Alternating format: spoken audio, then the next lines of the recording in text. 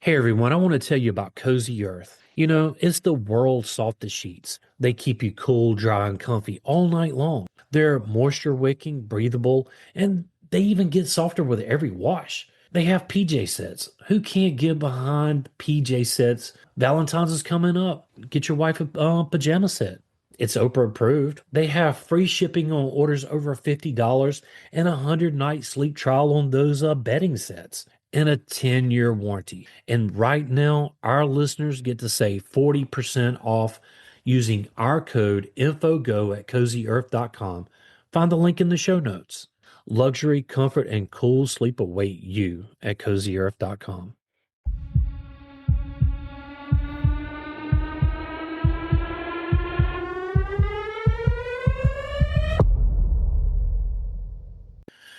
Welcome to the podcast. I'm William, And I'm Kat. and that makes this Info on the Go. Feeding your curiosity with every show. I love that. That is amazing. Great job. I think before we get started here, this was a listener request. Thank you to Ryan, because this was a subject we knew very little about. I mean, I do mean very little about, but imagine this. You swear you watched a bizarre cartoon as a kid, right? You remember the theme song, you got the characters, everything, but now, well, it's vanished. There's no clips, no proof. It's almost like it never existed. Did you dream it? Or has it truly been lost to time? Well, welcome to the wonderfully weird world of lost media, where missing episodes, banned specials, and entire video games vanish like socks in a dryer. Socks on a dryer. Oh, I love it. That's pretty good, Kat. Because, those socks do disappear. They do. You know, I'm like so you, glad I got a pair of socks for Christmas. well, I buy the same socks now because the ones that disappear, like, the Jerry Seinfeld skit where the sock is by the jar and he's like, well, when the door opens, I'm going to make a break for it. Right. So I buy them all the same now, so I can just like if one's missing, if one goes MIA, I don't really know because I got one more to replace it. But anyway, today we're not going to dive into lost socks. We're really going to get into how media disappears and why it really matters, and how a bunch of internet sleuths are kind of piecing it back together. Well, one dusty VHS tape at a time or Betamax, depending on what you were into back in the day. Right. Lost media refers to any piece of content, whether it be television shows, movies, video games, audio recordings, or even written works that was once created, distributed, or aired, but is now considered missing, unavailable, or inaccessible to the public. It doesn't mean the media never existed. Rather, it was released at some point and has since been lost due to a whole bunch of reasons, right? Right. So some media vanishes because of archiving practices, which was especially common in earlier decades when tapes were expensive and studios often reused or even discarded them.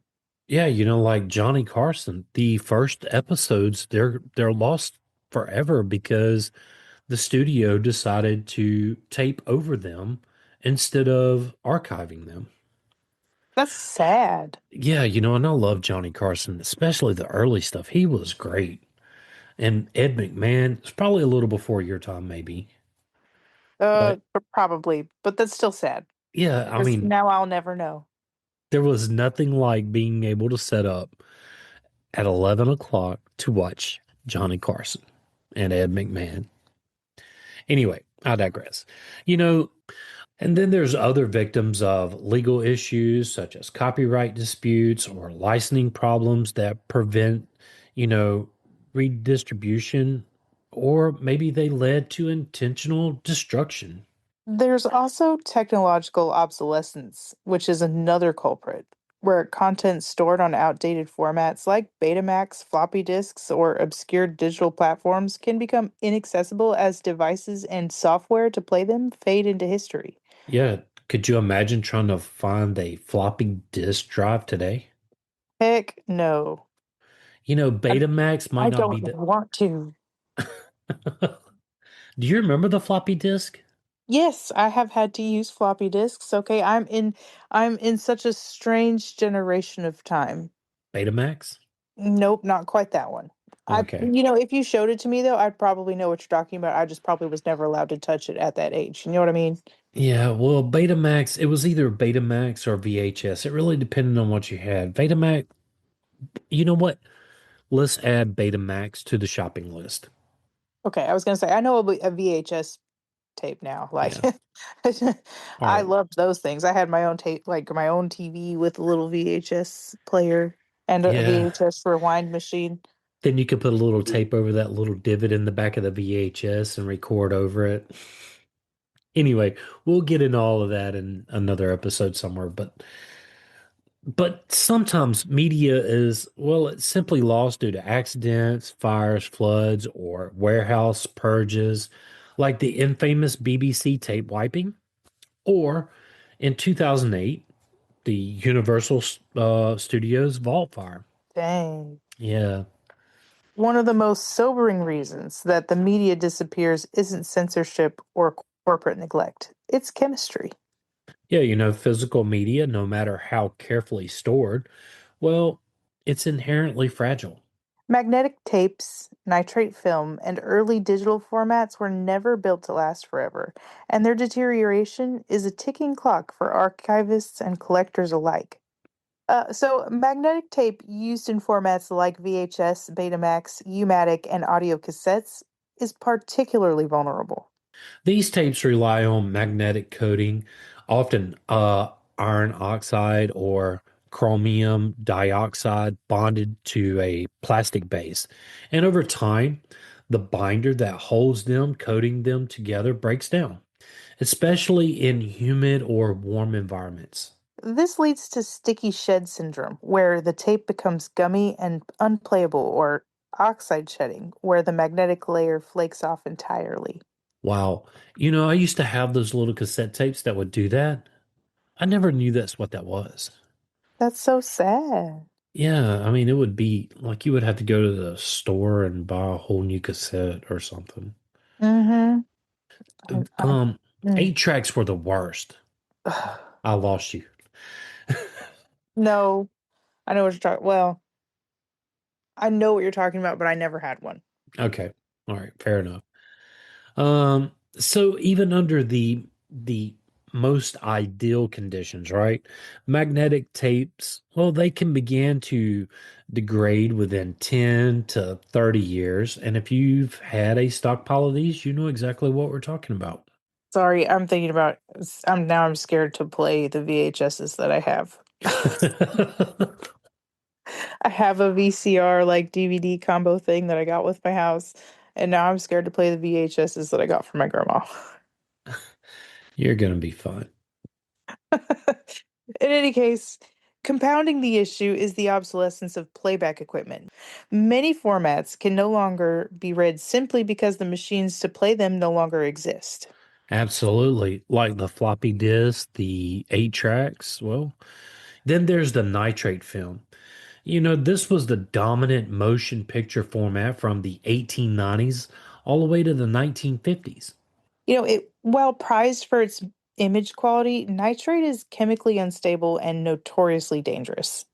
Yeah, and as it deteriorates, it releases acidic gases and becomes highly flammable. So much so that it can spontaneously combust under the right conditions. Wow. Dang. Yeah, so like Laurel and Hardy, I guess, they just might go up in flames and we don't even know it. Jeez. Do you You know who know, they are? mm-mm, no. So sorry. I'm sorry too. You once decomposition begins, it accelerates rapidly, turning film into a sticky, toxic sludge. Even its so-called safer successor, acetate film, well, it's not immune either. It suffers from vinegar syndrome, and this is where the film emits a sharp acidic acid smell, it warps and becomes well, it becomes brittle.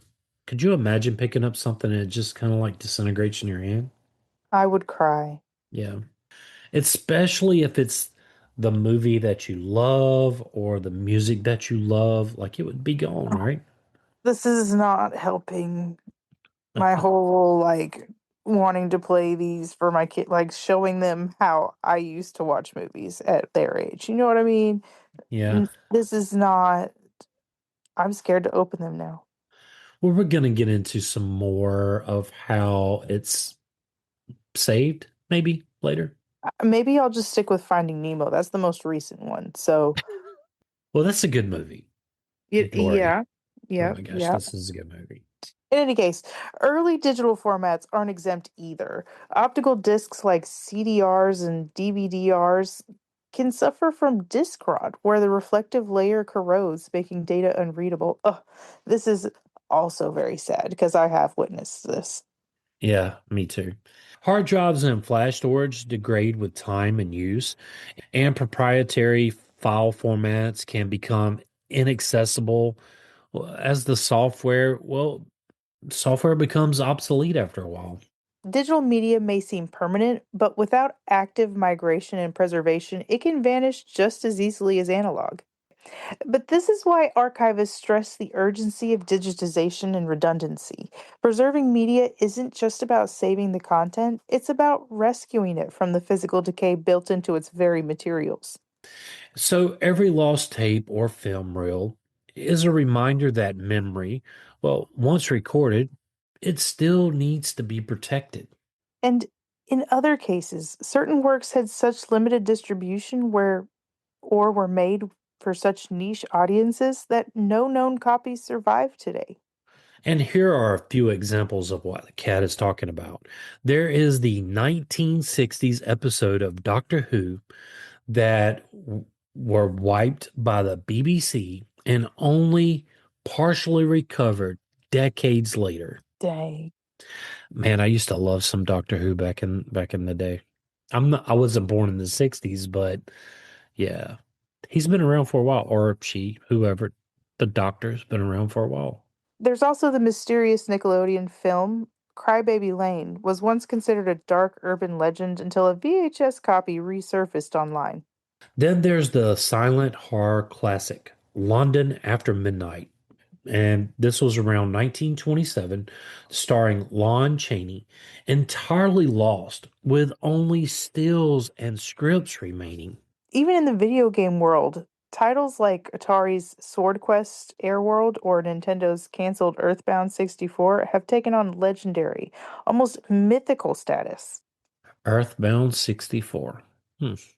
But these stories, well, they tap into a fascination with what we almost had, what might still be out there, and what may never be found. The idea that something could be made, released, and then disappear forever is both haunting and oddly thrilling. And that's what today's episode is all about. Between 1967 and 1978, the BBC made a new infamous decision to wipe or destroy hundreds of archived television programs. And they did this to save on storage space and to reuse costly videotape. Among the most tragic losses were 97 episodes of the original Doctor Who, primarily from the first and second Doctor eras. Mm, that's sad. And these episodes weren't just filler. They were foundational to the show's early mythology, including entire serials like Marco Polo and the Daleks' Master Plan. Over the years, episodes have been recovered from the most unexpected places. A television station in Nigeria, a Mormon church basement, and even private collectors who had quietly preserved them, fearing legal trouble if they ever came forward. And then you have fans that are unwilling to let the stories die, right? They had recorded audio off their televisions in the 1960s, which later allowed the BBC to reconstruct some episodes using animation and narration, which is amazing. It's never going to be the same. No, it would never be the same, but at least it's partly there. Better than nothing, I guess. Yeah, absolutely. So the hunt for missing episodes continues to this day, with whispers of more reels hidden in attics, archives, or even private vaults. And in 1976, Sesame Street aired an episode that would become one of the most controversial in its history. It featured Margaret Hamilton reprising her iconic role as the Wicked Witch of the West from The Wizard of Oz. And the plot was simple but unsettling. The witch loses her broomstick and menaces the neighborhood in an attempt to, well, retrieve it. Could you imagine her going around and like, Big Bird, where's my broomstick? Maybe. No, that's insane. Oh, Uh, I bet Oscar had it the whole time. the episode was intended to teach children about fear and how to resolve conflict, but it backfired spectacularly. I wonder if they had a pail of water. Mm. Anyway, parents flooded PBS with complaints, saying the episode was too frightening for, well, for young viewers. It was pulled after a single airing and became the stuff of legend, an episode so scary it was buried. I never saw that one, but I would love to see that episode now. At this point, I want to see it. Yeah, and so do I. So, all right, well, I guess we're gonna have to look in we're gonna tell you how to find some of this stuff, but for decades it was considered lost. Well, that was until it resurfaced in 2022 in the American Archive of Public Broadcasting. Ooh. Its rediscovery reignited debates about what children can handle emotionally and whether fear has a place in educational programming. And then there's the case of the Clockman. And this was a short that haunted the memories of a few Nickelodeon viewers from the early 1980s. It's described as a surreal and terrifying animation in which a wizard like figure emerges from a wall clock to abduct a child at midnight. It aired during the preschool block Pinwheel. Huh. And for years, no one could prove it existed. It became kind of a digital campfire tale, right? An urban legend, if you will. And it was passed down around forums like YouTube channels with people swearing they remembered it, but they were really unable to find any evidence this ever happened. That changed in 2017 when the short was identified as a Czech animation titled Oh, it says it in Czech, but it's supposed to say About Dressy Sally, Yeah. which had been dubbed into English and aired on Nickelodeon. Yeah, you know, the animation's eerie tone and unsettling visuals, well, it matched the fragmented memories perfectly, right? Clockman became a symbol of how collective memory, even when it sounds like even when it sounds like creepy pasta, well, it can sometimes lead to, well, real discoveries. And Kat, I say before we get into Earthbound 64, let's take a small break. Sounds good. Stay with us. We'll be right back. William, I know how you love matcha tea with coconut milk. Yeah, it's clean energy without a crash. Then you'll love Mantra Matcha. They offer super premium ceremonial matcha and 6 superfood infused flavors made from the finest, youngest tea leaves for a naturally sweet, ultra smooth taste. With each flavor, it's infused with powerful superfoods like cacao, ginger, and goji berries. And they also have those classic favorites like banana cacao, strawberry lemon, cinnamon goji berry, plus superfood berry, ginger beet, and rosehip dragon fruit. It's organic, non GMO, gluten free with 0 grams of sugar. You can enjoy it like me, or maybe hot or in a smoothie like Cat. Every purchase helps provide meals to kids through No Kid Hungry. It's at mantramatcha.com. Get 15% off using our code INFOGO at checkout. Both links are in the show notes.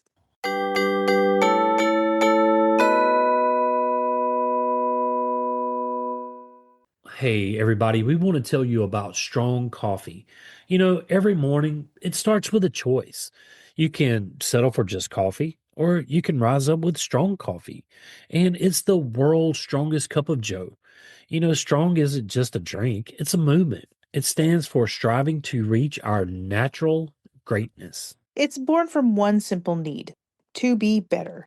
They rebuilt coffee from the ground up, infusing organic coffee with collagen, protein, nootropics, and functional ingredients that fuel your body and sharpen your mind.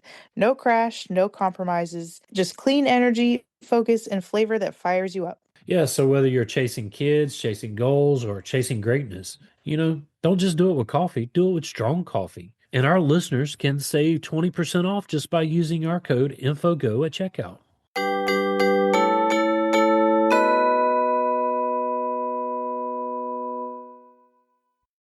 Hey, if you're looking for your favorite band or sports team or TV show, check out Old Glory. They've been in operation since 1969 and they have over 300,000 items.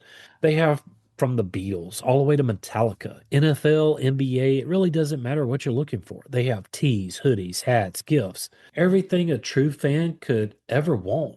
And it's family owned and operated. They have fast shipping, free standard delivery on every order. And you know what? Our listeners get a 15% off at checkout using our code INFOGO. You can find the link in the show notes.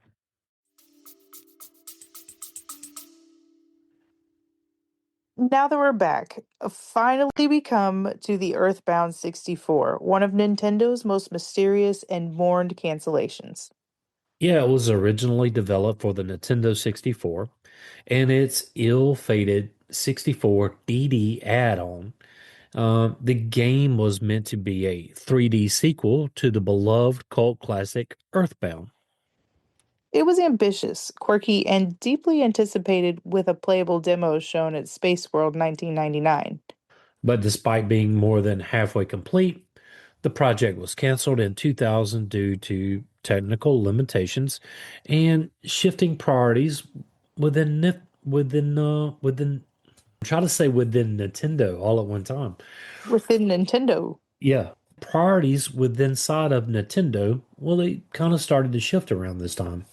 the story wasn't entirely lost, though. It was reimagined and released as a 2D game on the Game Boy Advance in 2006, but only in Japan. Still, fans continue to grieve the loss of the original 3D version. All that remains are a few tantalizing screenshots, magazine scans, and grainy footage fragments of what could have been a genre defining RPG. Hmm. But not all lost media is real. Some of it, well, it really never existed in the first place. One of the most iconic examples is the infamous Shazam, a movie that countless people, especially those who grew up in the 1990s, swear they remember watching. In this Phantom film, comedian Sinbad supposedly played a wisecracking genie who helps two kids navigate family troubles. And when we were doing the research for this and I saw this, I was like, I remember this, but it Hmm. didn't happen. What? Yeah. People recall VHS covers, specific scenes, and even emotional moments from the movie. The only problem was Shazam was never made. There is no record of it in any studio archive, no production notes, no cast or crew, and Sinbad himself has repeatedly denied ever starring in such a film. Yeah, so this collective misremembering is a textbook example of what's known as the Mandela effect, a phenomenon where large groups of people remember something differently from, well, how it actually occurred. Named after the widespread but incorrect belief that Nelson Mandela died in prison in the 1980s, the Mandela effect highlights the quirks and fallibility of human memory. Yeah, in the case of Shazam, the confusion likely stemmed from a mix of factors, right? The 1996 movie Kazam, which starred Shaquille O'Neal as a rapping genie. Well, Sinbad's appearance in a genie-like costume during TV marathons and the general haze of childhood nostalgia. But the memory is so vivid for some that even when presented with evidence, they refuse to believe the movie never existed. What really makes Shazam so compelling is that it blurs the line between lost media and psychological illusion. It's not just a case of a forgotten show, it's a case of a remembered one that never was. Sinbad himself eventually leaned into the legend, appearing in a 2017 College Humor parody where he played the genie in a fake Shazam trailer, complete with VHS grain and 1990s aesthetics. Maybe The that's vi- what I saw. Maybe I saw the knockoff version and was like, "Oh yeah, I remember seeing that." I have no idea. The No. video was meant as a joke, but for some, it only deepened the mystery. Yeah. The case reveals something profound about the lost media community, right? It's not just about finding what's missing, but it's also about understanding why we remember the things we do. Sometimes the most fascinating discoveries are the ones that force us to question the reliability of our own memories. In a world where nostalgia and digital folklore collide, Shazam stands as the holy grail of media that never existed, but somehow still lives on in the minds of millions. So I'm not alone. No. Lost media doesn't just resurface on its own, though. It's unearthed by a passionate, persistent community of digital detectives. And these are the fans, the archivists, and amateur sleuths who comb through dusty VHS tapes, foreign TV archives, and forgotten hard drives to bring vanished media back into the limelight. Absolutely. Their work is part obsession, part scholarship, and part treasure hunt. At the center of this movement is the Lost Media Wiki, a collaborative database founded in 2012 that has become the digital library of the forgotten. Yeah, it documents everything from unaired TV pilots and the obscure video games to missing commercials with thousands of entries detailing each item's history, current status, and ongoing search for efforts, right? Absolutely.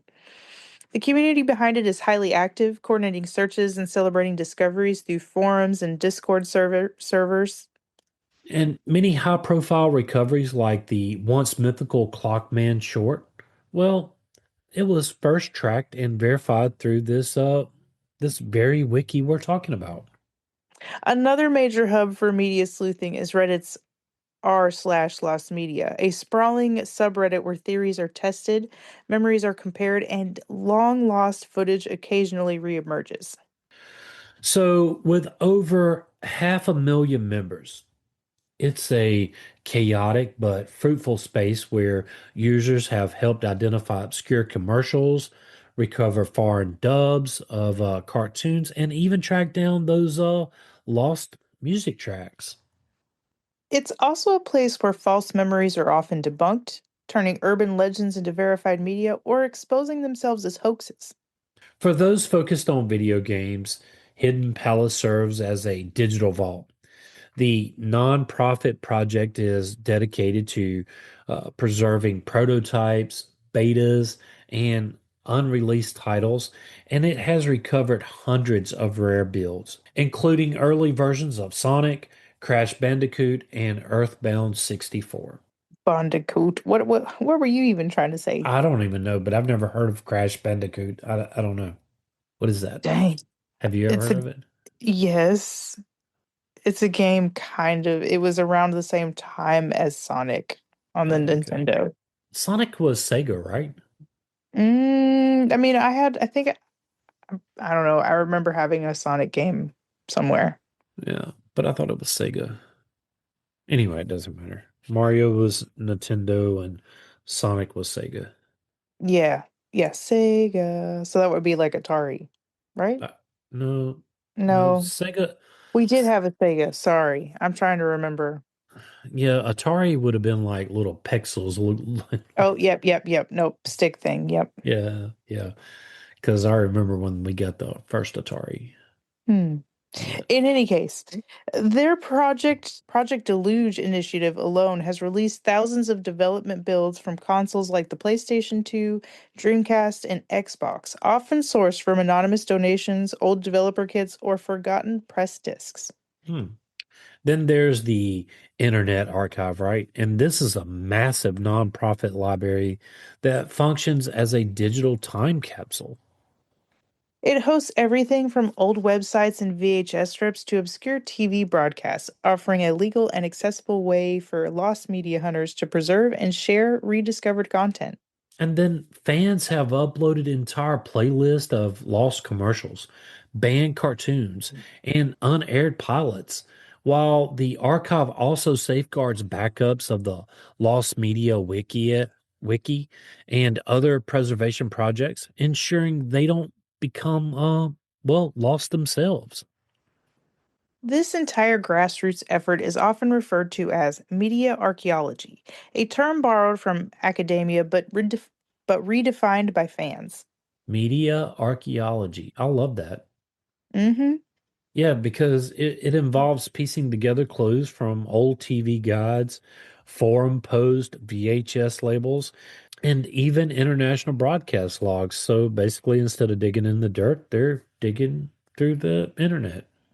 Right. And some of the most remarkable discoveries have come from the most mundane places. A mislabeled tape in a thrift store, a forgotten reel in a church basement, or a foreign dub airing on a late night television. Yeah, but this isn't just about nostalgia.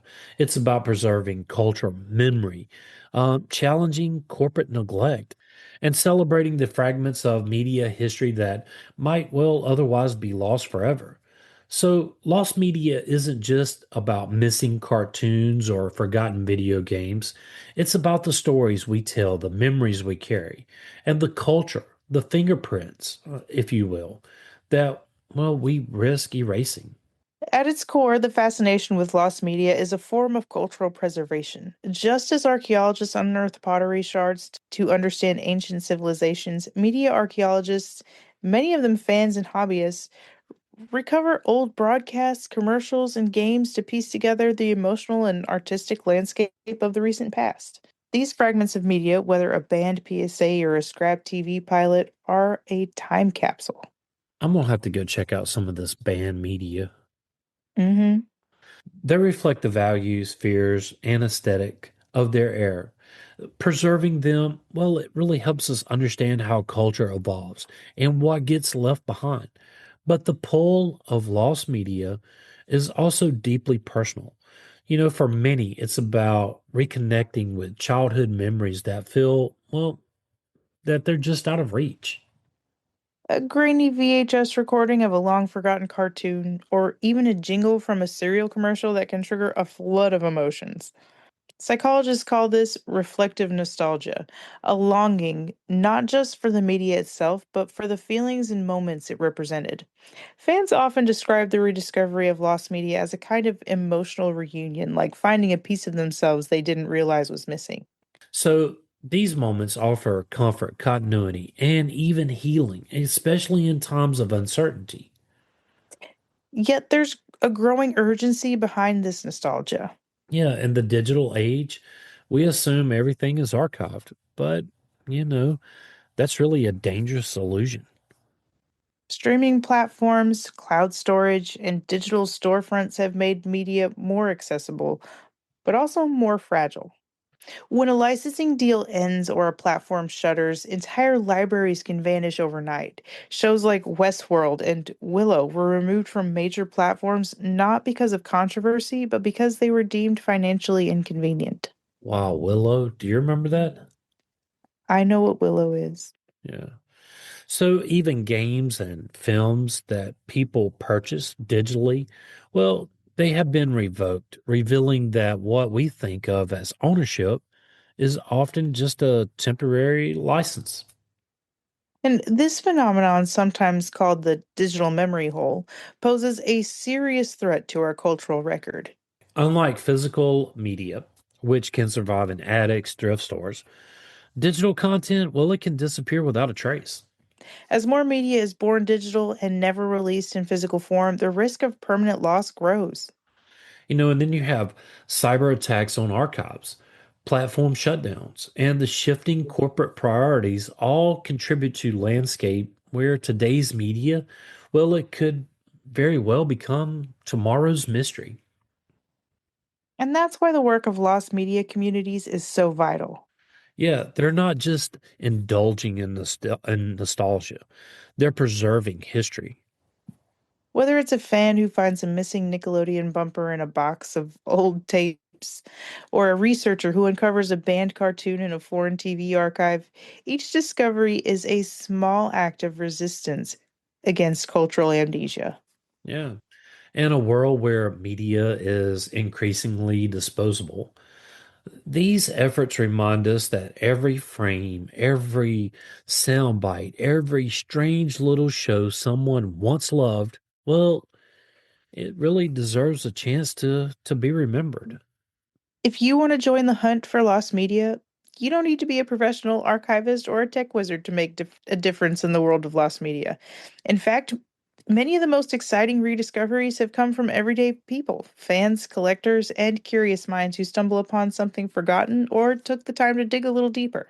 Whether you're looking to be an active member or simply support the cause, there are several ways to get involved. One of the best starting points is visiting the Lost Media Wiki. This community driven hub documents thousands of cases of missing media, from obscure cartoons and banned commercials to unreleased video games and, well, forgotten music.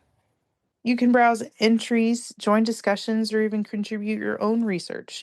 The wiki thrives on collaboration, and even small contributions, like correcting a date or adding a screenshot, can help piece together a larger puzzle. For those who prefer a more social or spontaneous environment, Reddit's Lost Media offers a lively forum where users share leads, memories, and discoveries in real time. And then there's another powerful way to help, and that's by donating old media. If you have a box of VHS tapes, DVDs, or home recordings gathered that are just gathering dust in your attic, well, you might be sitting on a piece of history. Many rediscoveries have come from mislabeled tapes or forgotten recordings found in closets, thrift stores, or estate sales. Before tossing them, consider donating to local libraries, senior centers, or media preservation groups. Yeah, some organizations and collectors are especially interested in rare or home recorded content, which may contain commercials, bumpers, or broadcasts that, well, that no longer exist anywhere else. Even if the tapes seem unremarkable, they could hold fragments of lost media that researchers have been hunting for years. You could also support the movement by spreading awareness. Share interesting lost media stories on social media. Talk about them with friends or create your own content, whether it's a blog, video, essay, or a podcast episode like this one. So, what's still missing? You know, Fans are still searching for the rumored Blues Clues pilot that no one has ever seen. And then there's the elusive Crybaby Lane, a Nickelodeon horror movie said to be too scary to air ever again. Wow, that's got to be pretty scary for Nickelodeon. Right. And let's not forget the countless unaired pilots like The Selection or Boldly Going Nowhere that were buried by networks before they ever reached the public. And some of these are locked away in studio vaults, and others may be sitting unlabeled in someone's garage just waiting to be found. Yeah, maybe later we can follow up with darker corners of lost media episodes and films that weren't just forgotten, but outright banned. Right. And sure, we could explore the stories behind controversial content that networks pulled from circulation, from The Simpsons' censored international dubs to Ren and Stimpy's infamous Man's Best Friend episode. Because in the world of lost media, the question isn't just, What did we lose? It's what can we still find? I thought this was pretty interesting. me too. And it's I kind can, of sad that we lost the beginnings of Doctor Who. I know. I didn't realize that we had lost like the beginnings of it. Yeah. But I thought this was really interesting. And, hats off to those people that are out there finding this lost media and archiving it. Definitely want to shout you out For because sure. For sure. Not all heroes wear capes. no, some are sleuthing the internet and pulling it all back together. And I've actually went and checked out this wiki, and it's really interesting. And some of the stuff I've seen on Reddit too, very interesting. Hmm. I'll have to check it out. Yeah, In any absolutely. case, if you would like to support this podcast, tell a friend and help get the word out. If you would like to help us keep the show going, you can do so at Patreon. You can find that link in the show notes. As always, William and I want to thank you for listening. Whether you've been with us from day one or just tuned in, thank you. Join the Facebook group at Info on the Go Over there, you can share with us your show ideas. or ask us a question. But make sure you follow us wherever you get your podcast. You can send us a text using the link in the show notes or leave a review. And you can email us at infoonthegopodcast@gmail.com. You can find the link in the show notes. Till next time. Stay curious.